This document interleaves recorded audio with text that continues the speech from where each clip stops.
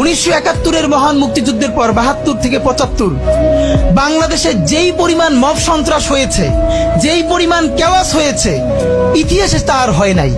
তার সাথে জড়িত ছিল কারা? এই যে মুজিব বাহিনীর গুন্ডারা। আমার বাবা, আমার মা বলেছে মুক্তিযুদ্ধের পরে যে অস্ত্রগুলো জমা দেয়া হয় নাই, সেই জমা না দেয়া অস্ত্র থেকে প্রত্যেকটা বাড়িতে বাড়িতে ছিনতাই, রাহাজানি। আমার মায়ের আজকে এই কথাটা বলি, আমার মা বলতেছেন আমার নানা একজন সম্ভ্রান্ত আলেম, তিনি যেখানে থাকতেন মুক্তি বাহিনী এবং পাকিস্তান বাহিনী কেউই তাকে কখনো আক্রমণ করেন নাই তার সম্মানে। আমার মা খালার বাসায় ছিলেন, তাকে পুরো এলাকাবাসী দেখে রেখেছে। বাট মুক্তিযুদ্ধের পরে আমার মা বলেছে, তখন তার বয়স 16, আমার মা, আমার খালা এবং এলাকার অনেক মেয়েদেরকে, যাদের চেহারা একটু ভালো ছিল, তাদের গায়ে কালি মেখে তারপরে অনেক সময় মাটির নিচে বাংকার বানিয়ে বা বিভিন্ন জায়গায় রাখা হতো তাদের সম্ভ্রম রক্ষা করবার জন্য। এই মুজিব বাহিনীর গুন্ডারা সেগুলো করেছে না?